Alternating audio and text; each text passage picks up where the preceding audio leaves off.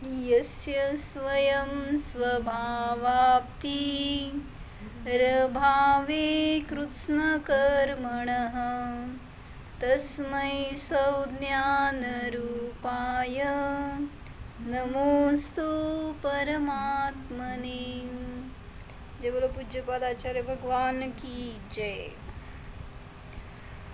योग्योपादान योगेन दृषदः स्वर्णतामता द्रव्यादिस्वादिसम्पत्ता वात्मनोऽप्यात्मतामतां वरं व्रतैः पदं दैवं नाव्रतैर्बत नारकम् छाया तपस्थयोर्भेदः प्रतिपालयतोर्महान् यत्र भावः शिवं दत्ते द्यौकीयदूरवर्तिनी यो नयत्याशु गव्यूतिं क्रोशार्धे किं ससीदति ऋषिकजमनातङ्कं दीर्घकालोपलालितं नाकेनाकौकसां सौख्यं नाकेनाकौकसामिव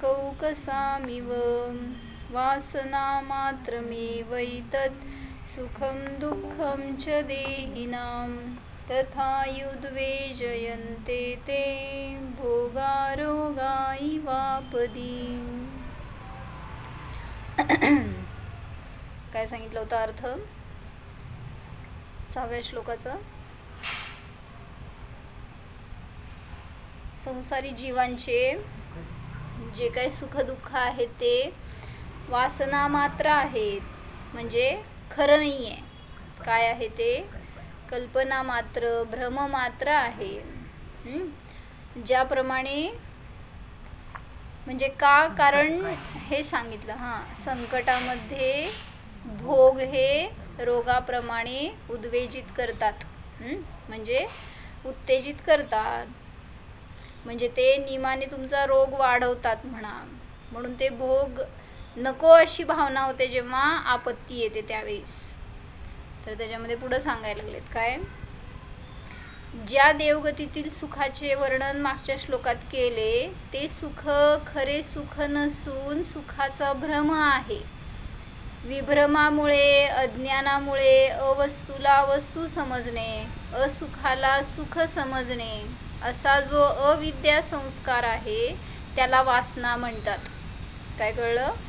जे काय सुख नसताना त्याला असुख असताना सुख मानणं आणि अज्ञानाने अवस्तूला वस्तू मानणं, हे सगळं भ्रम झाला, विभ्रम झाला, म्हणून सांगायला लागले की त्यालाच वासना म्हणायचं.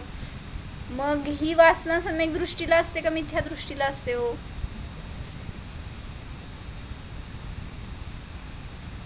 संसारी जीवांना असं लिहिलंय ना श्लोकामध्ये.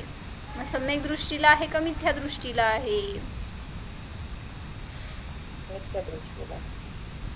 सम्यक दृष्टी भोगतो का नाही?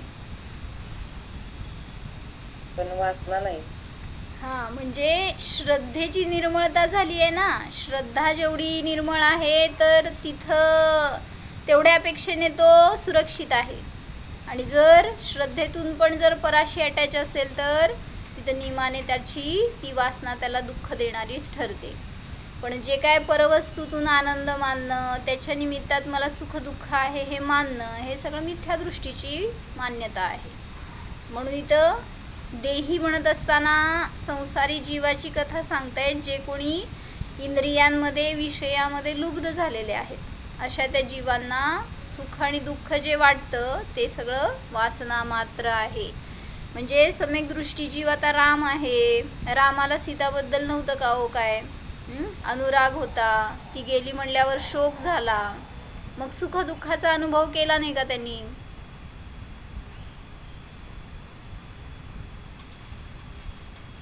श्रेणिक आहे, श्रेणिकाला पण जेव्हा तो मारायला आला कुणिक, त्यावेळेस पण तो तिथं त्यांनी स्वतःला मारून घेतलं म्हणा, किंवा तो मेला काय असेल ते. तर तिथं पण सुख दुःखाचा अनुभव सगळीकडेच अनेक ठिकाणी. भरत चक्रवर्ती आहे, त्याला पण तो सगळ्या राण्यांमध्ये रमलेला असताना, सगळं षटखंड जिंकलेला असताना त्याला सुख दुःख तर तिथं काय सांगायचं, चारित्र मोहजनित सुख दुःख वेगळं असतं आणि दर्शन मोहजनित सुख दुःख वेगळं असतं. म्हणजेच दर्शन मोही जीव म्हणजे मिथ्या दृष्टी आणि चारित्र मोहाचा उदय असणारा तो जीव सम्यक दृष्टी असेल तर तिथं रामाचं जसं उदाहरण सांगितलं मी की सीतेला पळवून नेल्यावर तो सगळ्या त्या झाडांना विचारतोय रडून रडून, कुठं आहे माझी सीता. त्या पक्ष्यांना विचारतोय, पाना फुलांना विचारतोय, कुठं आहे माझी सीता. छान आहे का वेडा आहे हो. तो वेडा आम्ही शाणे का. तर तिथं सांगितलं तो पण सम्यक दृष्टी तद्भव मोक्षगामी जीव राम म्हणजे पण असा उदय येऊ शकतो चारित्र मोहाच्या निमित्तात. चारित्र मोहनियाचा उदय बहिरंगात चालू आहे तर असे परिणाम, अशी विचलितता येऊ शकते. पण 6 महिने नाही का प्रेत वाहिलं लक्ष्मणाचं, अनुराग होता की नाही, त्याच्या निमित्तात दुःख होतं की नाही, त्याचा वियोग झाला म्हटल्यावर तरीसुद्धा सांगितलं की तिथं त्याचं सम्यक दर्शन भ्रष्ट झालं नाही. कारण 6 महिन्यांनी ते प्रेत कोणी सोडावं लागलं नाही, सहज सुटलं. काय म्हणले नाही ना काकी. सम्यक दृष्टी जीव आहे तर त्याला वासना असते की नाही असा प्रश्न आहे आमचा.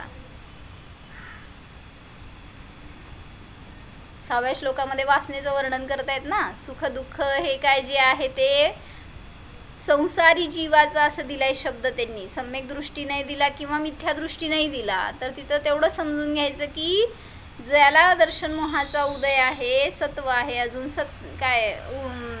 उदयात आहे ती दर्शन मोह म्हणजेच तो मिथ्या दृष्टी आहे तर नियमाने त्याला ती वासना आहे आणि ती सुख दुःखाला उत्पन्न करते. आणि सम्यक दृष्टी आहे तो चारित्र मोहनियाच्या निमित्तात चंचल होईल पण तरीसुद्धा सम्यक्त्वातून भ्रष्ट होत नाही.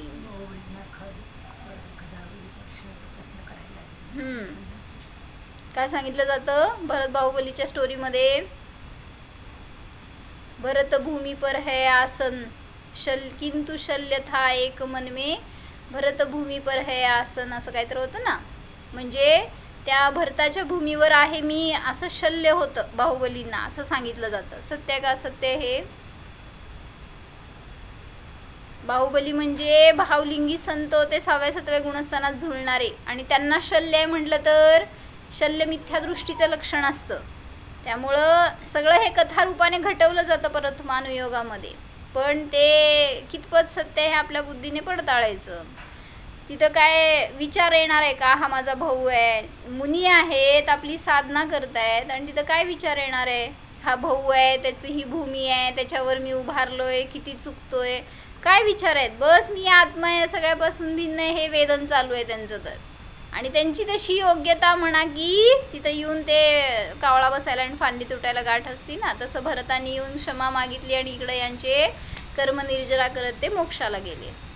म्हणजे सांगायचे की जो सम्यक दृष्टी असतो त्याला अशी वासना नसते. अवस्तूला वस्तू मानतो का, असुखाला सुख मानतो का, तो नसेल तर तिथं वासना नाही. वास्तविक सुख हा आत्म्याचा स्वभाव आहे. सुख हे बाहेर नसून अतींद्रिय आत्मज्ञानात सुख आहे. अतींद्रिय आत्मज्ञान हेच खरे ज्ञान व तेच सुख आहे. परंतु अनादिकाळापासून मिथ्यात्व मोह कर्मोदय वश या जीवाला खऱ्या सुखाची जाणीव होत नाही. मिथ्यात्वाचं कारण, मिथ्यात्वाचं कार्यच असं आहे. मिथ्याद्रूपी हे तुझे परिणाम आहेत, त्याचं कार्य काय आहे, तुम्हाला खरं ज्ञान उत्पन्न होऊ देत नाही त्याच्या जर तुम्ही आहारी गेलात तर. आणि त्यामुळं खऱ्या सुखाची जाणीव होत नाही. तो बाह्य पंचेंद्रियांच्या विषयातच सुखाची कल्पना करीत आहे. सगळीकडे स्वतःला पडताळा बरं का, जे काय सांगतायत ह्याच्यामध्ये, की जे काय आपण परत जर विषयामध्ये इंद्रिय भोगांमध्ये रमतोय त्यातून सुख मानतोय तर बस ना भास, जर त्या इंद्रिय विषयांमध्ये रमतोय तर आपण सुद्धा कुठे सम्यक दर्शनाला प्राप्त झालो. मग म्हणून खाताना जाणीव असावी की जाणतोय का मी. एखादं काय भोगत असताना सुद्धा त्यातून आनंद येतो असं वाटतंय तर तिथं पण सावधानता असावी की यापासून तर सुखाची उत्पत्ती नाही, हे तर भिन्न आहे. कुठली डिश आवडती सिद्धम, कुठली डिश आवडती. कोण नाही या घरात बनवून द्यायला. म्हणजे ती खात असताना आपल्याला किती आनंद. समजा लाडू आवडतोय म्हटलं तर ते लाडू खात असताना अतिंद्रिय आनंद असतो लोकांना. नाहीतर म्हटलं काय स्पायसी काय आवडतं किंवा ते सगळे बाहेरचे जंक फूड्स आवडतात, ते खात असताना किती आनंद वाटतो. मग तेच सांगतात की इथं ते आनंदाचं कारण नाही. त्यात जो आनंद मानतो तो समजून घ्या भोगी आहे, मिथ्यादृष्टी आहे. शरीराविषयी आत्मबुद्धी भ्रम असल्यामुळे शरीर सुखाला, इंद्रियजन्य सुखालाच तो आपले सुख समजत आहे. शरीरालाच आत्मा समजणाऱ्या अशा देहधारी जीवांचे जे बाह्य इंद्रियजन्य सुख आहे ते खरे सुख नसून तो सुखाचा भ्रम आहे. शरीराच्या निमित्तात सुद्धा लोकांना सुख असतं की नाही हो. माझं शरीर सुंदर आहे, माझं शरीर निरोगी आहे, माझ्यासारखं बल कोणामध्ये नाही आहे, कशाचा गर्व असतो लोकांना. जर इतका विचार केला ना शरीराबद्दल, समजून घ्या अनेक भवामध्ये शरीर राहणार तुमच्याजवळ, अशरीरी बनू शकणार नाही. म्हणून त्या शरीराला नगण्य करा आपल्या ज्ञानातून. जसं त्रास झाला, रोग झाला शरीरामध्ये, काय केलं, दिवसभर त्याचं चिंतन केलं. समजा काय खोकलाच येतोय, डोकं दुखतंय, डिसेंट्री होतीये, पोट दुखतंय, किती काळजी करणार त्या शरीराची हो. कुठलं औषध घेऊ, कोणाकडनं काय विचारू, काय करू, काय नको, मला काय खायला जात नाही, त्रास होतोय, किती चिंतन त्याचं. होय ना, करता ना, अर्थ ध्यान करता. होय, ते शिकवत नाही आम्ही, तर करू नका हे शिकवतोय. म्हणजे त्याच्या निमित्तात काय अशुची भावनेमध्ये म्हटलंय ना, जिस देह को निज जान कर नितरम रहा, जिस देह में जिस देह को निज मान कर रचपच रहा, जिस देह में अनुराग है, एकत्व है, जिस देह में क्षण एक भी सोचा कभी, क्या क्या भरा उस देह में. बरोबर, छान. सोचा क्या, आज तुम्ही मला विचारायचं, मी तुम्हाला विचारायचं. म्हणजे आहे तसं त्या. म्हणूनच 12 भावनांचं चिंतन रोज करणार ना, तर प्रत्येक भावना आपल्याला विरक्तीकडे नेणारी आहे. तेवढं आपलं कॉन्सन्ट्रेशन पाहिजे म्हणत असताना. म्हणताय तुम्ही रोज, आता किती त्यातनं भावभासना होती सांग. तसं व्हायसारखं म्हणा. एखादी काय ठरवलंय आता त्यांनी की एखादी ढाल म्हणणार, एखादी 12 भावना म्हणणार, मेरी भावना, अजून काय सामायिक पाठ, असं वगैरे ते काय काय म्हणतात रोज 10 मिनिटासाठी म्हणून. मग त्याच्यामध्ये ते म्हणत असताना आपल्याला किती भावभासना होती याचा पण विचार करा ना. म्हणजे भक्तामर स्तोत्र म्हणतात तुम्ही, की भाव स्तोत्र म्हणता, जे काय म्हणत असाल त्याच्यामधून अर्थ कळला, भावभासना झाली तर आनंद आहे. नाहीतर असं आम्ही लहान असताना भक्तामरचे हे कॉम्पिटिशन असायचे आणि शाळेत शिकत होतो, आम्हाला काय त्यातलं ABCD माहीत नाही. त्यावेळेस ते कॉम्पिटिशनमध्ये नाव घातलं होतं आईवडिलांनी जबरदस्ती. आणि काय तिथं 1 ते 12 श्लोक म्हणायचे होते आणि शेवटचा 48वा श्लोक म्हणायचं होतं. ओढून ताणून ते 12 श्लोक कसे केले असतील माहीत नाही, पण त्यांना अर्थ माहीत नव्हता. त्यामुळे किती आनंद, टेन्शन, पुढचा शब्द काय आणि पुढचा श्लोक काय, 48वा तर विसरूनच गेलं. त्यामुळं ते शेवटी बिचारे बाजूला उभारलेले जे एक्झामिनर होते ना, त्यांनी मला दया करून ते श्लोक म्हणून दाखवलं. म्हणजे जिथं अर्थ कळला ना तिथं भावभासना होती, त्याचा आनंद वेगळा असतो शेवटी.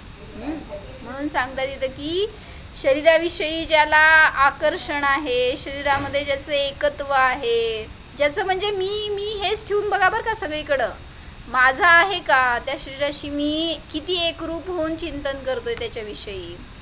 ज्याला त्या शरीराने सुखदुःख वाटतं, समजून घ्या तुम्ही शरीरीच राहणार, अशरीरी होणार नाही. शरीरालाच आत्मा समजणाऱ्या, काय म्हणले मी, येतात ते, शरीरालाच आत्मा समजणाऱ्या अशा देहधारी जीवांचे जे बाह्य इंद्रियजन्य सुख आहे ते खरे सुख नसून सुखाचा भ्रम आहे. जेथे तृप्ती, समाधान, शांती असते तेथे खरे सुख असते. पण इंद्रियजन्य सुखापासून, विषयभोगापासून तृप्ती न होता उलट अधिकाधिक आशा तृष्णा वाढतच जाते, म्हणून विषय भोगाला रोगाची उपमा दिली आहे. काय कळलं सांगा? विषय भोगामुळे तृष्णा वाढत जाते, कमी नाही होत, म्हणून त्याला रोगाची उपमा दिली. हा म्हणजे काय ते मी सांगितलेले शब्द तुम्ही सांगितला मला, त्याचा भाव सांगा हो. तृप्ती होत नाही, परत परत भोग वाटते. हा हा पण तरी तृप्ती होत नाही, म्हणजे आकुलता वाढते, त्याच्याची इच्छा वाढत जाते आणि दुःख पण वाढत जातं. बरोबर. काय म्हणतो सिद्धार्थ? काय बोलत होतास का? हा म्हणजे तृष्णा वाढत जाते, किती पैसे आले तर कमीच वाटते. होय ना, म्हणूनच आतापर्यंत दुकानात बसला होता, बघितले मी. लवकर बंद करावं, जरा ध्यान सामायिक करावं, जरा स्वाध्याय करावं काहीतरी. तर तिथं सांगतायत की कुठलाही भोग असा नाहीये की जो भोगल्याने तुम्हाला शांती मिळेल. जेवल्यावर शांती असते का नाही हो? म्हणून आज मी जेवलेच नाही. म्हणजे काय म्हणायचं की त्याच्यातून सुख वाटतं ना ज्याला, तो त्याच्यातच राहतो दिवस रात्र. आता जेवल्यावर परत काय जेवायचं, संध्याकाळी जेवल्यावर उद्या काय जेवायचं, ह्याच विचारामध्ये. आणि परत ते खाल्लं तरी सुद्धा, पोट भरलंय तरी सुद्धा त्याच्याविषयीच पुन्हा विचार. ते काय म्हणायचं, उद्वेजयंती म्हणलं ना, म्हणजे उत्तेजित करतात ते परिणाम पुन्हा पुन्हा भोगण्यासाठी. म्हणून सांगितलं विषय भोगाला. भोगताना आकुलता, भोगायच्या आधी आकुलता, भोगून झाल्यावर पण आकुलता. बरोबर. कुठला श्लोक आहे सांगा? इष्टोपदेश मधला ना. हे इष्टोपदेश ही है हमारा यहाँ पे. कौन सा श्लोक है? 18वां श्लोक आहे ना काहीतरी. सुरुवात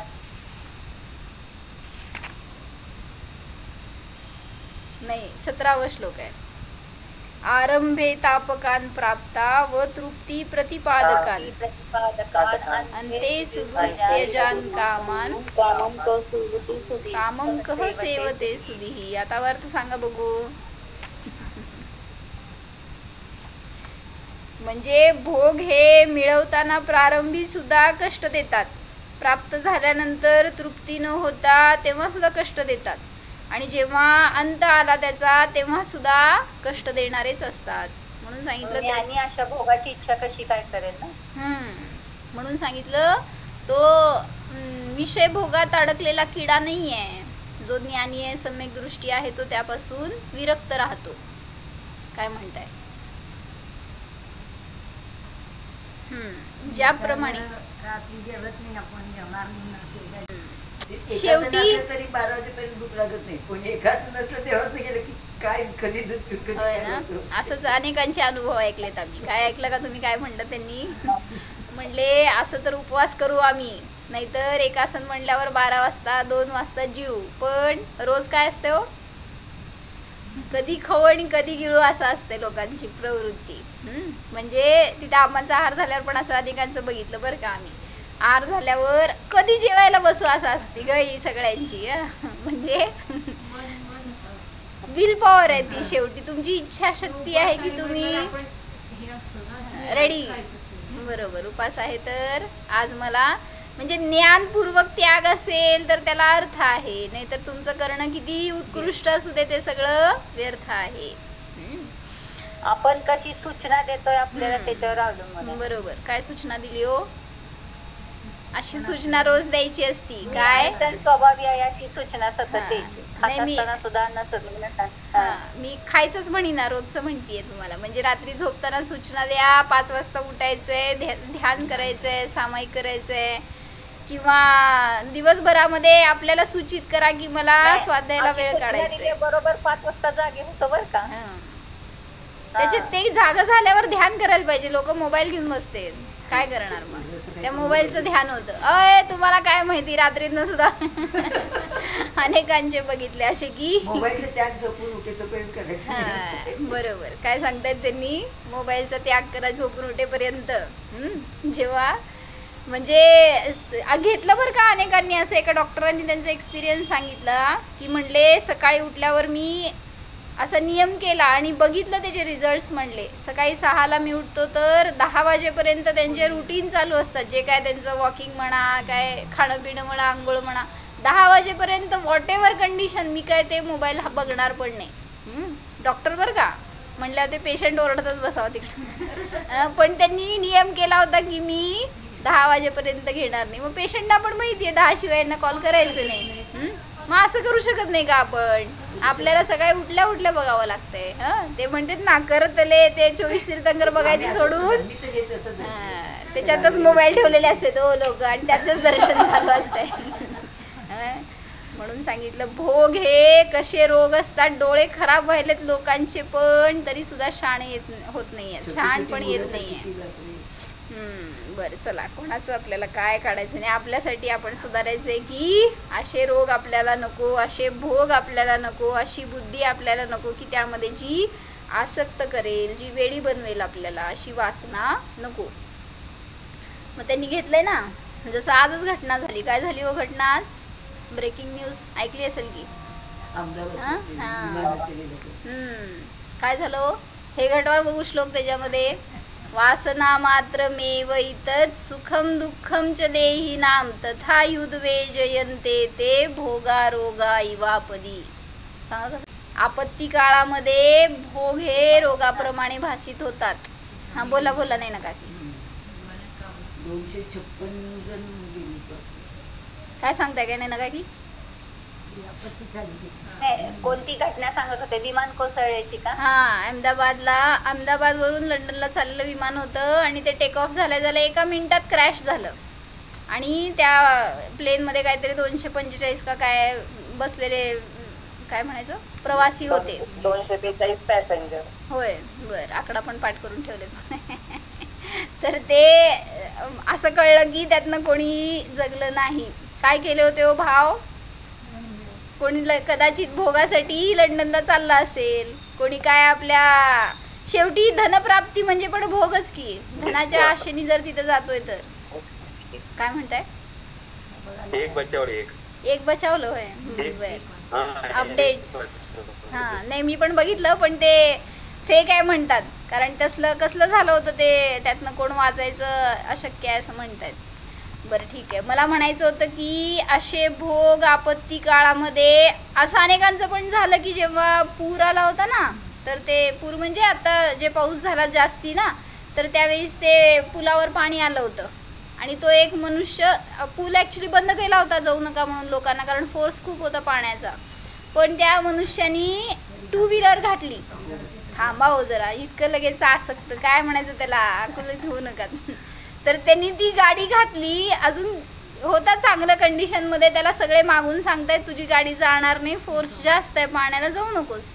तर तो पूर्ण अर्धा क्रॉस करून पुढं गेला. आणि पुढं जे प्रेशर होतं ना, खूप छोट्या जागेमध्ये थोड्या जागेमध्ये प्रेशर होतं, पण काही केलं तरी त्याला हलायलाच येईना ती गाडी. फुल त्यांनी स्पीड वाढवला पण तो जाऊ शकत नव्हता पुढं. शेवटी त्याच्या हातातनं ती गाडी पुढं चालली आहे, तो त्यांनी गाडीवरनं पाय काढला आणि ती गाडी सोडली. सोडायला पण त्याला होईना. भोगा रोगा इवापदी. असं वाटलं की कसं मरायला लागले तर ते माणसं सांगायला लागलेत मागून, अरे तू गाडी सोड, उद्या तुला आणून देतो काढून त्या पाण्यातनं. पण नाही, ती गाडी पण त्याला ओढून न्यायला लागली आहे. शेवटी सोडावी लागली गाडी. जायला नको म्हणलं होतं तेव्हा शहाणपण दाखवायचं नाही. काय झालं म्हणजे असं आपत्ती काळामध्ये भोग हे रोगाप्रमाणे त्रास देतात.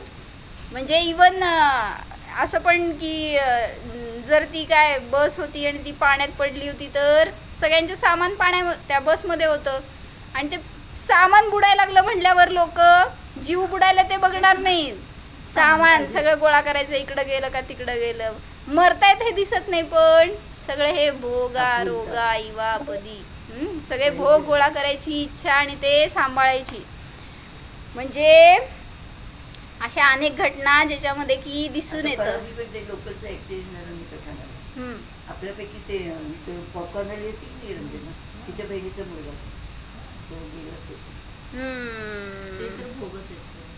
एकटाच होता तो मुलगा. सगळे धनाच्या मागे जाणारे सगळे भोगासाठीच जाणारे आहेत. म्हणूनच सांगितलं 15 जण लटकत होते. इतकी लोक लागली ते दुसऱ्या लोकांचा धक्का लागलाय त्यांना. कोणाचं कधी संपणार असतंय ना आयु, तुम्ही काहीही करा. जिंदगी एक पल कभी कोई बढ़ा नहीं पाएगा, रस रसायन सुत सुभट कोई बचा नहीं पाएगा.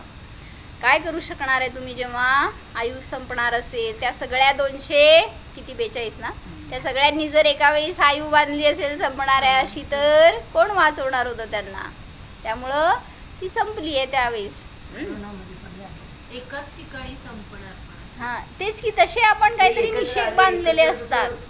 म्हणूनच म्हणून सांगितलं की असे उदय आपल्याला नको असतील तर कंडिशन सगळे येणार तुमच्यावर, कारण पूर्वी केलेले सगळे हे संस्कार आहेत. तर त्याचं आता आपल्याला काय म्हणते, त्या उदयामध्ये आपण विचलित न होण्यासाठी हे स्वाध्यायाचे संस्कार पाहिजेत. समजा बरं का, तुमच्यावर अशी कंडिशन आली, तुम्ही काय करणार त्यावेळेस?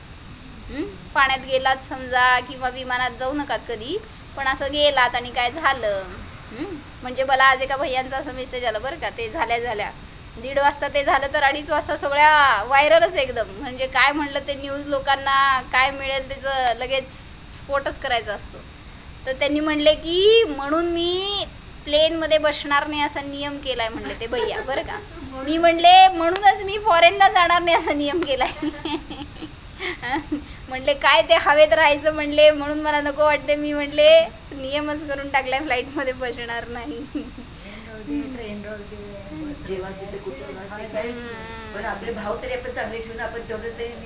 तेवढं सुचायला पाहिजे त्या समयाला की आता जर आपली आयु संपतीये, समजलं तुम्हाला त्यावेळेस की तुम्हाला आता मरण येणार आहे, तर सावधानता राहणार का आपली?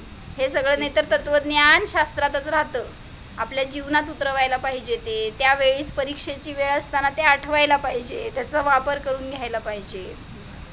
अन्यथा ते भोग रोगाप्रमाणे त्रास देतात. सांगतायत पुढं उदाहरण, ज्याप्रमाणे घरात 18 विश्वे दारिद्र्य असावे, खायला पुरेसे अन्न नाही, नेसायला वस्त्र नाही, पैसा नाही, अशा आपत्काली जर रोग उत्पन्न झाला, काय कंडिशन असणार हो त्याची? घरात खायला प्यायला नाही, काय त्याचं रोजीरोटीचा पत्ता नाही आहे, आणि अशा वेळेस रोग झाला, कॅन्सर झाला, मोठे काय टायफॉइड झाला असं वगैरे, हार्ट अटॅक आला, काय करावं? म्हणजे उदय यायचे ना, तर एखाद्याला म्हणलं ना पाप असं असतं भयंकर पूर्वीचं, ते कुठल्याही तुमच्या परिस्थितीचं दया नसती त्याला, तुम्हीच केलेले परिणाम आहेत. मी म्हणायचं मी केलेले भाव तेच मला उदयाला त्रास देणार उदय आल्यावर. जर रोग उत्पन्न झाला अशा कंडिशनमध्ये, तर तो जसा अत्यंत उद्वेग उत्पन्न करणारा होतो, त्याप्रमाणे हे विषय भोग अत्यंत उद्वेग उत्पन्न करणारे आहेत.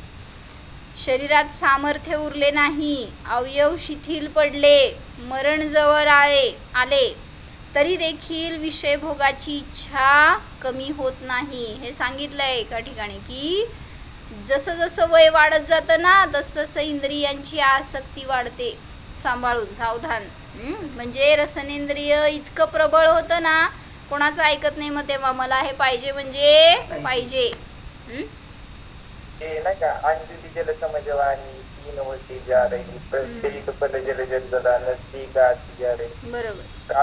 काली घटा प्रत्येक क्षण मंडरा रही, किंतु पल पल विषय तृष्णा तरुण होती जा रही. बरोबर. म्हणजे ते जसं जसं मरण जवळ येणार तसं तसं इंद्रिया जास्त भोगाची इच्छा करतात, जास्त भोग मागतात. म्हणून आत्ता त्याला कंट्रोलमध्ये ठेवा हे सांगितलं. म्हणजे अनेक जण शटरस वगैरे करतात ना, तर ते कशासाठी करतात? असंच त्या इंद्रियांच्या, त्या रसाच्या, त्या विषयाच्या अधीन न होण्यासाठी, ते विषय आपल्याला पराधीन न बनवण्यासाठी.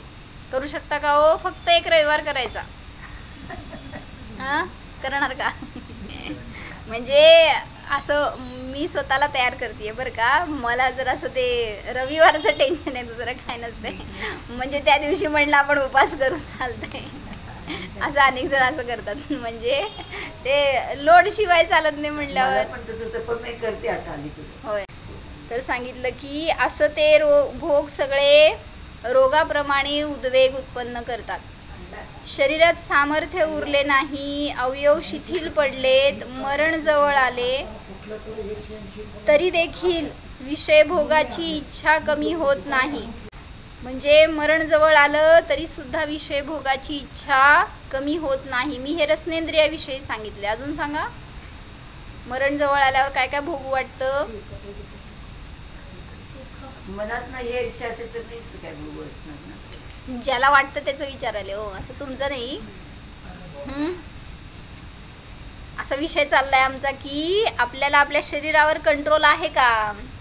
आपल्याला त्या शरीराची इतकी चिंता असते, इतकी आसक्ती असते, सगळ्या इंद्रिय विषयांचं भोगण्याची एक लालसा असते अंतरंगामध्ये. आणि जर अशा कंडिशनमध्ये तुम्ही मरायला टेकलात समजा, तर काय होणार? त्या विषयांच्या अधीन होतो जीव. आणि मग आकुलतेमध्ये समाधी मरण कसं साधणार? मरताना काय करायला पाहिजे हो? शांत मरायला पाहिजे असं वाटतं का नाही? कसं मरणार मग शांत? दिवस रात्र अशांती असल्यावर शेवटी शांती कशी वाटणार? मग कसं शांत व्हायचं? म्हणून सांगितलं की घड्याळ काय शिकवते सांगा बघू आपल्याला. तुमचं घड्याळाचं दुकान आहे हो त्यांचं, म्हणून आपल्याला घड्याळ काय शिकवते? आयु बीती जा रही. आयु हे प्रत्येक समयाला नष्ट व्हायला लागले, जसं ते वेळ आणि आयु कधीही परत येत नाही. म्हणून सांगितलं त्याकडून शिक्षण घ्यायचं की आपला काळ कसा पुढं चाललाय. आपल्याला ते परत कुठलाही अशी टेक्नॉलॉजी नाही आहे की तुम्हाला भूतकाळामध्ये परत नेईल. गेलेली वेळ परत येऊ शकत नाही. म्हणून सांगितलं. आम्ही परवा एका घड्याळाची गोष्ट सांगितली हो, तुम्ही नव्हता तेव्हा, तर ते परत एकदा रिपीट करते बरं का शॉर्टमध्ये, की तो घड्याळवाला असतो तो फार ज्ञानी असतो बरं का. असं मला माहीत नाही तुमच्याबद्दल, पण असं तो फार ज्ञानी होता आणि तो सगळ्यांना राय द्यायचा, आपले चांगले विचार द्यायचा. आणि मग असं झाल्यावर एकदा काय झालं, कोणी आपले प्रसंग, आपले संकट घेऊन त्यांच्याजवळ यायचे हाल मागायला, आणि मग ते सांगायचं. तो फार विचारी मनुष्य होता. आणि मग एक मुलगा आला आणि त्यांनी विचारलं, म्हणला मला आयुष्यात कधी सुखच मिळालं नाही, मला काहीतरी भूतकाळाचं सारखं दोष आठवतात, पाप झालेलं आठवतं, आणि त्यामुळं मला आकुलता होते, भविष्याची पण मला चिंता होते, मी काय करू?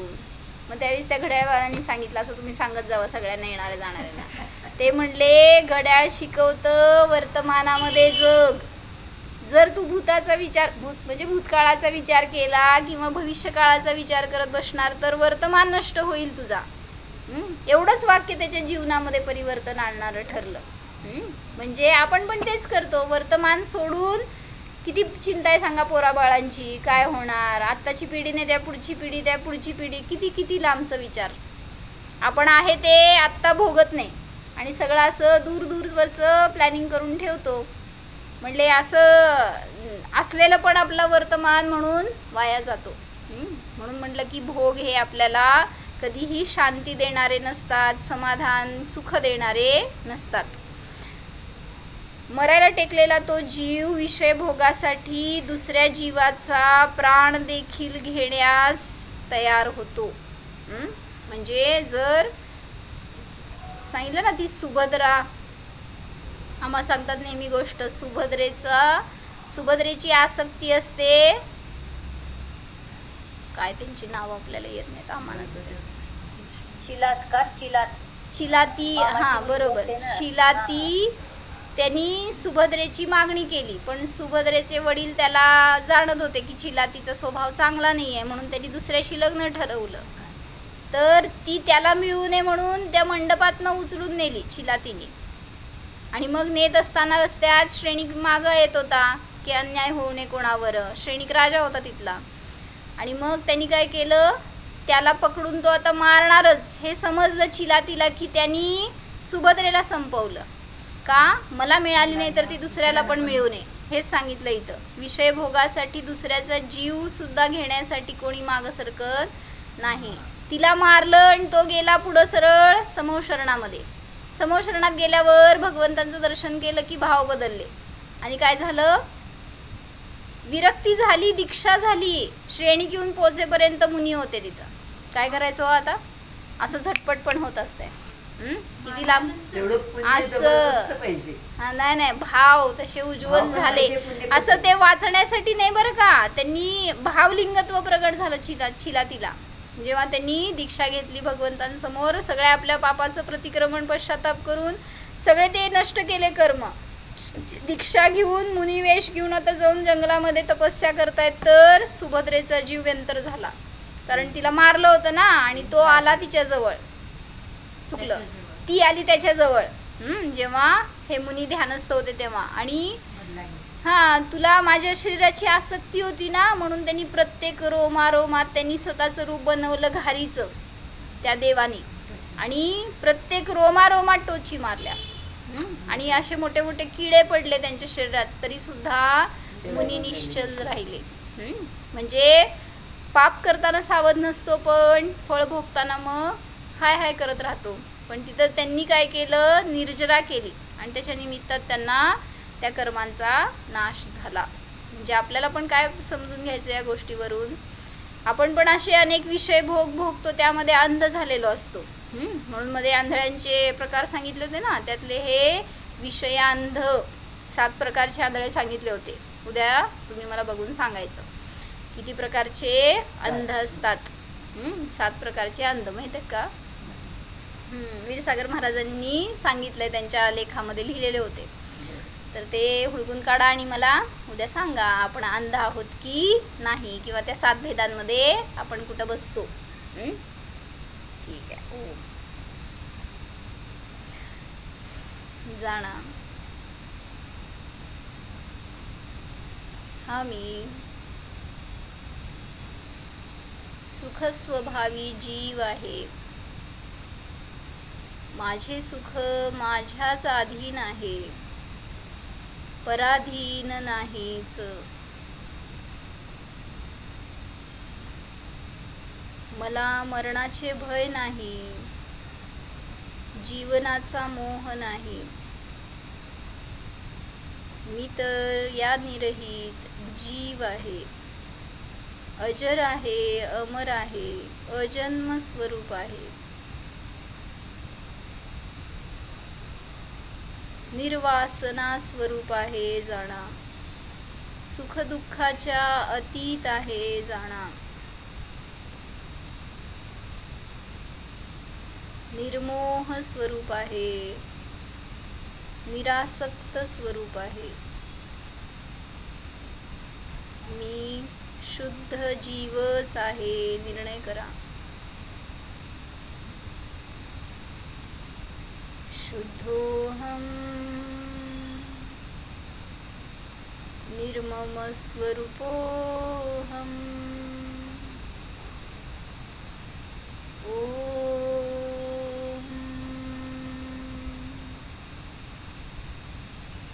विसर.